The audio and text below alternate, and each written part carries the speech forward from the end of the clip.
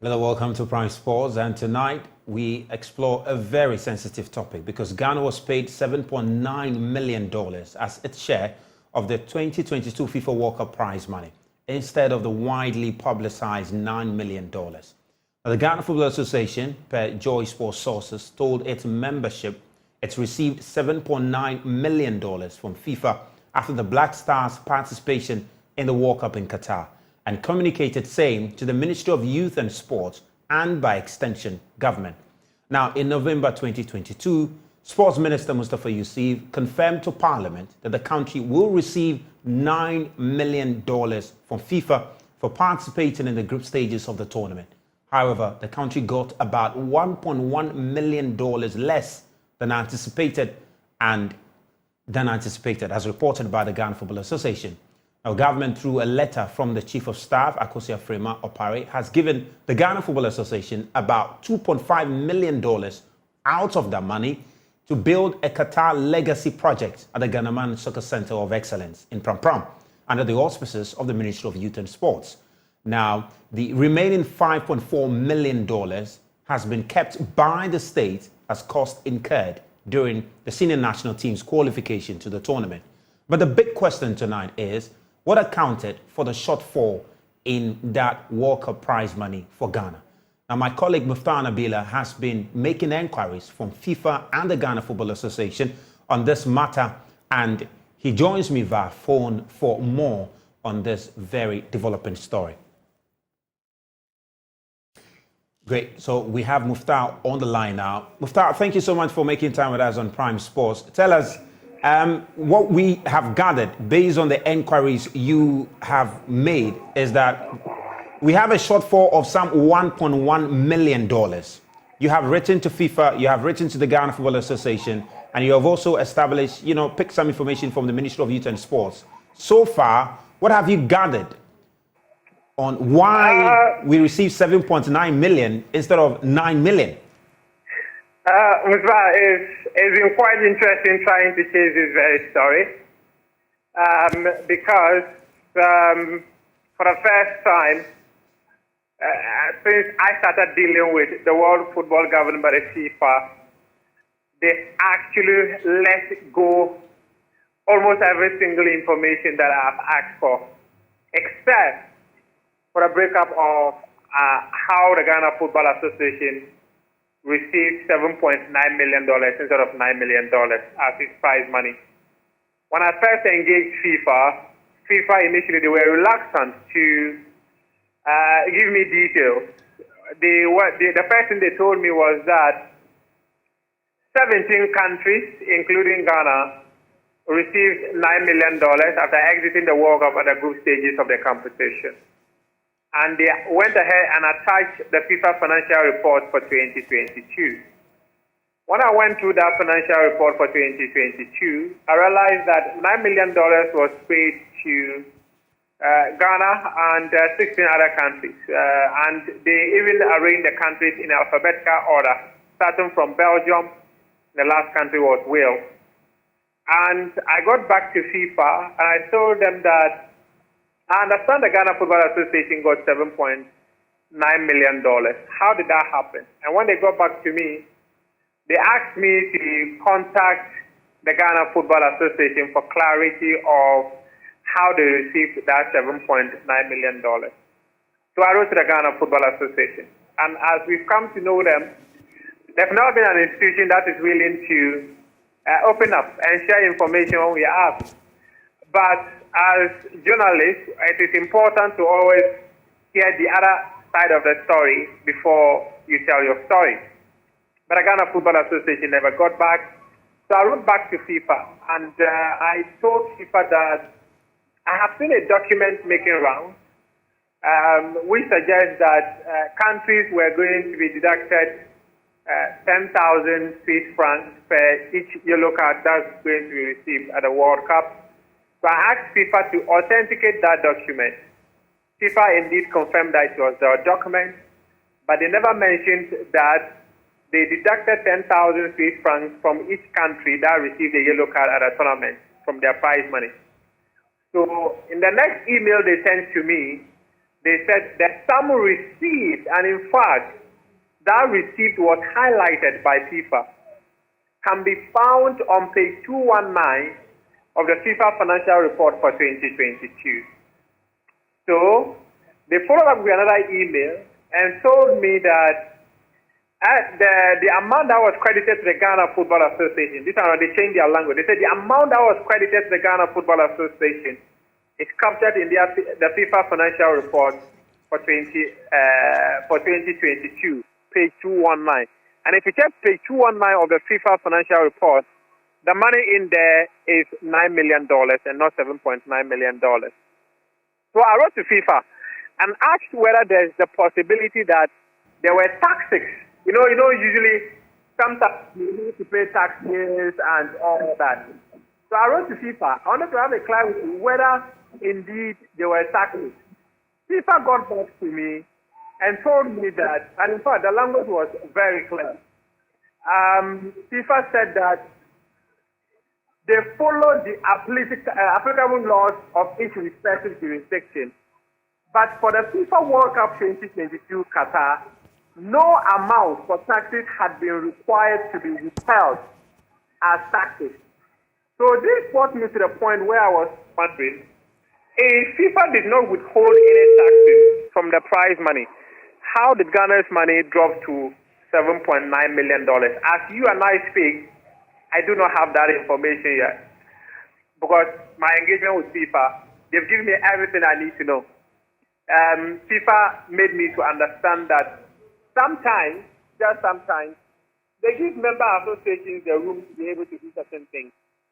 And they say it's a standard practice. According to them, countries that are participating in the FIFA World Cup, they can book certain services, be it tickets and all that, and they will be settled with their prize money.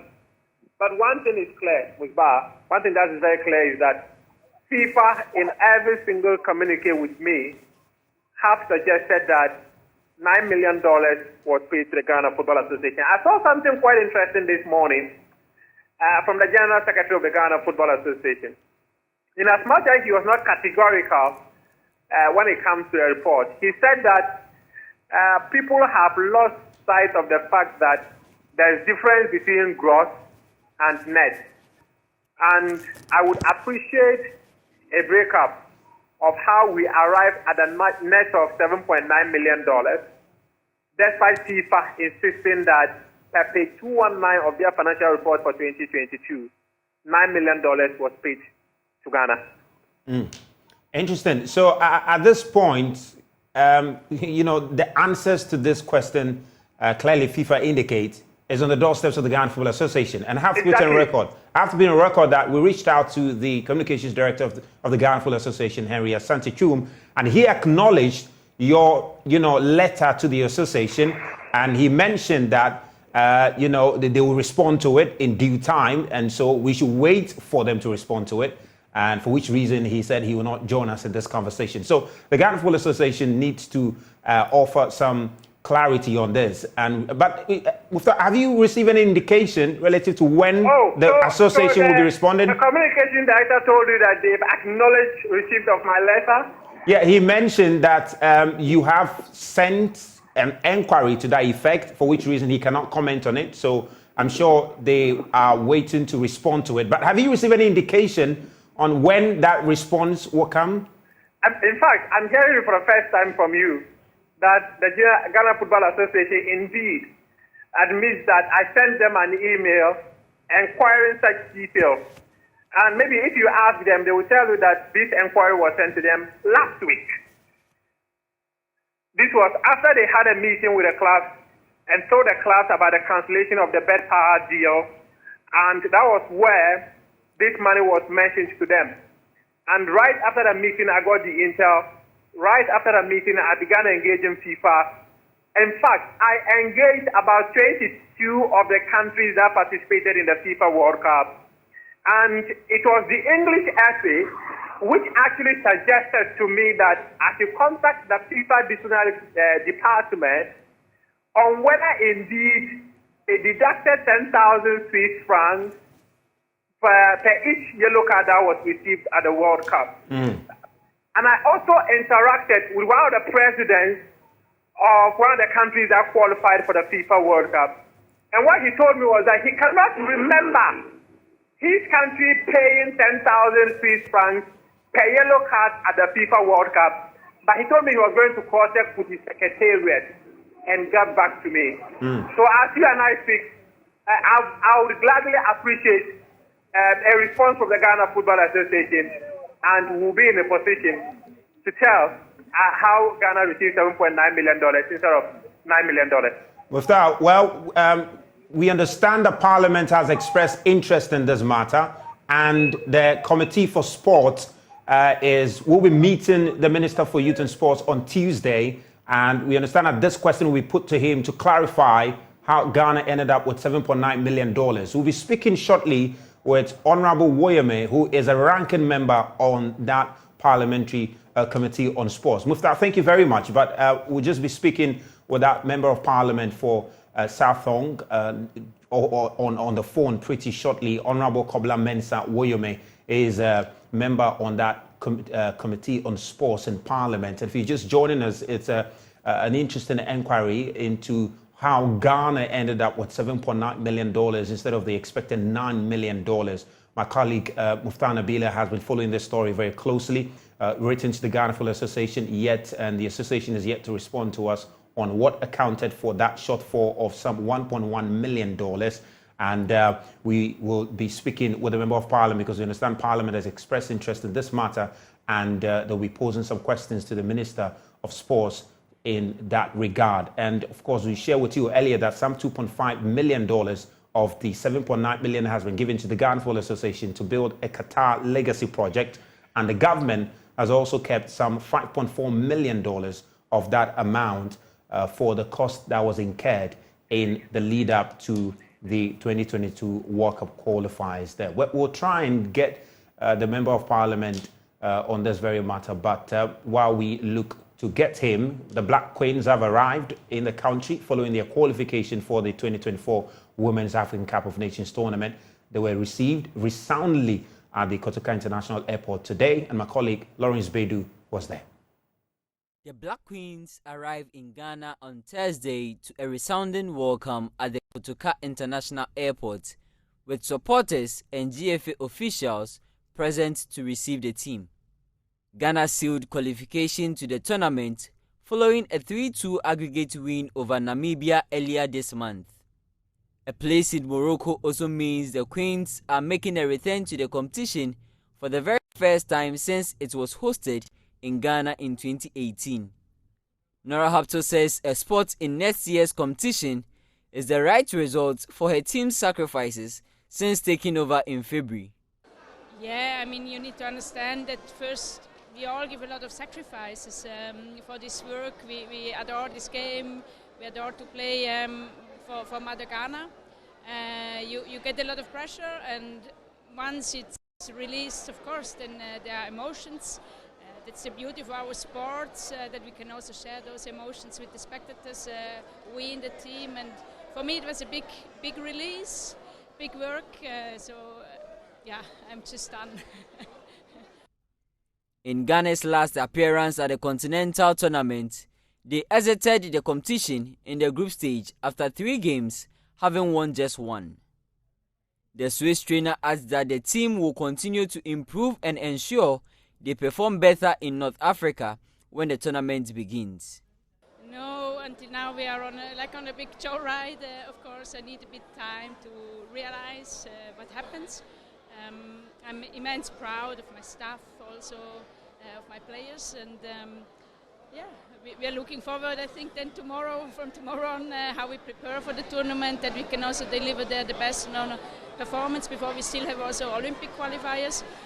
But it's also, you don't achieve every day, something big, so you need to enjoy a bit the wave, and we have already had a good party down there, and now this spectacles here and the celebrations here, we just enjoy the moment. The senior women's team are back in action in February when they take on Zambia in the next stage of qualifiers for the 2024 Olympic Games to be staged in Paris.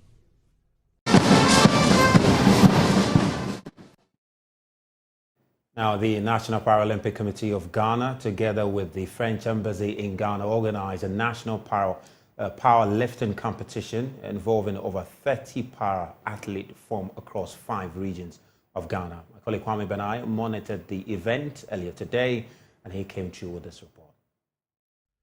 The event, which kicked off at the African Paralympic Committee Secretariat, North Ridge, Accra, was part of MPC Ghana's activities marking last year's International Day for Persons with Disabilities under the theme, quote, United in Action to Rescue and Achieve the Sustainable Development Goals for, with, and by persons with disabilities, unquote.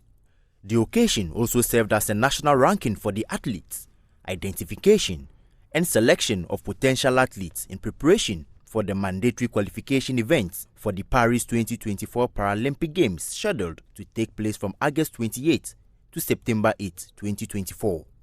Meanwhile, the MPC board also seized the opportunity to distribute various parasports equipment and logistics to some federations to facilitate the development and promotion of their respective sports in the country. The equipment, which was donated by Korea NPC and Japan for the hosting of the first African Para Games, included multi-purpose parasport wheelchairs, footballs, tennis balls, sitting volleyballs and posts, footballs for the visually impaired, eye shades for blind sports, among others. Addressing the gathering, the president of the African Paralympic Committee, Samson Dean, expressed his delight and commended the NPC and the French Embassy for their contributions towards parasports in the country. For me, I think most of the athletes with smiles and all that is very important to me. And this is about the 10th time we are organizing such national events since I became the president of the Ghana Paralympic Committee. And I think of the 10th time, this is very beautiful. We are happy to have the French Embassy partner with us with regards to this event. These were procured by the Sports Ministry, the Korean Paralympic Committee, the Japanese Paralympic Committee, and some philanthropic people who have helped us to reach where we are today. As part of efforts to offer the opportunity for every person with an impairment, irrespective of gender, to participate in parasports, Samson Dean also used the opportunity to appeal to corporate Ghana and foreign missions such as NGOs, CSOs, and philanthropists to support the national Paralympic teams to help them participate in the upcoming Paris 2024 Paralympic Games. In Ghana, when we talk about parasports, a lot of people can attest to the fact that people are getting to know our sports. That is the energy I'm doing to make sure the African region can walk through my shoe project to make sure that in the nearest future, Paralympic sports in the region shall compete with the other sports in Olympic and in football. With this, we shall need the support of you, the embassies. We are happy that you are here. We shall need the support of the other embassies to come on board. And I'm hoping that we shall use the sports facilities at Boteman. We shall use the one at Legon to help and make sure that embassies officials, through this synergy, can also sit in wheelchairs, compete in racing, can also come on benches and participate. That is the passion. I'm using the working machine project to try to bring everybody. Well, that's all we have for you on Prime Sports tonight with me, Razak Musbao. Please do have a lovely evening.